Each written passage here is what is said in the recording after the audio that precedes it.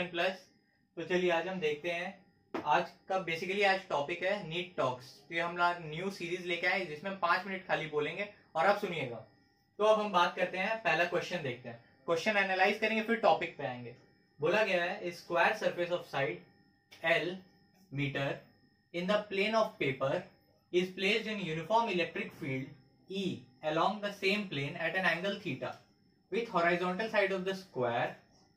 The electric flux linked to the square surface of in unit voltmeter is dash. अब बताना, अब पहले इसमें से हम कीवर्ड खोजेंगे। बोला है स्क्वायर सरफेस, तो पहले हम देखिए स्क्वायर सरफेस बोल दिया है, साइड L मीटर, तो मैं square surface of side L metre बना लिया, दिख रहा होगा। अब बोला गया in the plane of paper is placed in uniform electric field. Electric field क्या है? यूनिफॉर्म। इलेक्ट्रिक फील्ड क्या है? यूनिफॉर्म, मतलब इलेक्ट्रिक फील्ड कांस्टेंट है, यूनिफॉर्म।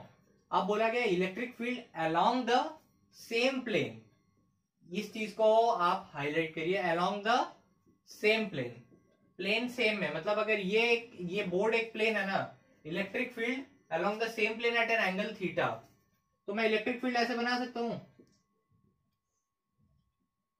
ऐसे सेम प्लेन दिख रहा है ना, सेम प्लेन। मान लीजिए ये बोर्ड एक स्क्वायर है, यहां से इलेक्ट्रिक फील्ड, ये इलेक्ट्रिक फील्ड का लाइन है, सेम प्लेन में जा रहा है, सेम प्लेन, ठीक है। यही चीज लिखा है और क्या दिखा है, इधर थीटा एंगल है, तो ये एंगल थीटा है। तो इससे मेरे को पूछा गया है कि इसमें इलेक्ट्रिक फ्लक्स कितना होगा। तो बेसिकली अगर आप पढ़ चुके हो 11th 12th और नीट का प्रिपेयर कर रहे हो तो आपको पता है फ्लक्स क्या होता है। तो फ्लक्स का जनरल फॉर्मूला क्या होता है, देखिए नीट में आपको जल्दी क्वेश्चन तोड़ने हैं। तो फ्लक्स का general formula integration of E dot D S, E into D S. अगर यूनिफॉर्म इलेक्ट्रिक फील्ड है तो E A cos theta, E dot cos theta, ठीक है। थीटा क्या चीज है ये आपको समझना पड़ेगा। इलेक्ट्रिक फील्ड और एरिया वेक्टर के बीच का एंगल है, किसके बीच का? इलेक्ट्रिक फील्ड और एरिया वेक्टर।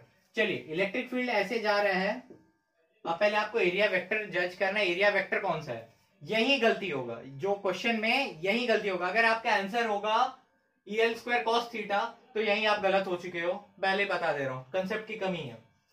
E के बीच और A के बीच का एंगल, ये एरिया, मान लीजिए ये स्क्वायर यही वाला है और इलेक्ट्रिक फील्ड ऐसे जा रहा था, तो स्क्वायर का एरिया क्या होता है? स्क्वायर के लिए जो एरिया वेक्टर का डायरेक्शन कहां होता है? स्क्वायर है। अब इसके लिए परपेंडिकुलर आउटवर्ड होता है, परपेंडिकुलर आउटसाइड, है ना। आउटसाइड जनरली हम आउटसाइड बोलते हैं, परपेंडिकुलर होता है ना, परपेंडिकुलर आउटसाइड इनसाइड, ठीक है। तो इसके लिए एरिया वेक्टर ऐसा हो, एरिया वेक्टर का डायरेक्शन कैसा होगा? इस स्क्वायर सरफेस के लिए एरिया वेक्टर बाहर निकल रहा है, परपेंडिकुलर, ठीक है। लेकिन इलेक्ट्रिक फील्ड का डायरेक्शन क्या है? ऐसे है, तो मान लीजिए ये, तो अब एरिया वेक्टर और इलेक्ट्रिक फील्ड के बीच एंगल कितना बन रहा है? 90 डिग्री बन रहा है, दिख रहा है ना, 90 डिग्री। अब हम रखेंगे E के बदले E, एरिया क्या होगा इसका? L साइड था, तो E into L square cos theta. Theta क्या है इसके बीच?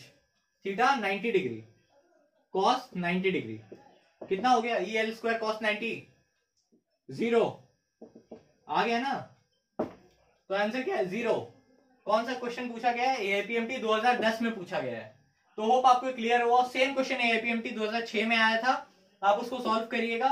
और इससे रिलेटेड AIPMT 2007 में भी आया हुआ है, वो सिलेंड्रिकल है, आप उसको सॉल्व करिएगा। अब मैं बात करता हूँ गॉस थ्योरम का।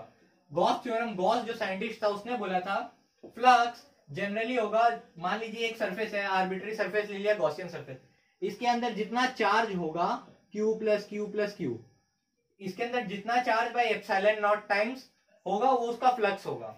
तो इधर कितना चार्ज है? मान लीजिए 3Q, तो 3Q बाई एप्सिलॉन नॉट, ये total flux associated with this body, 3Q by epsilon not.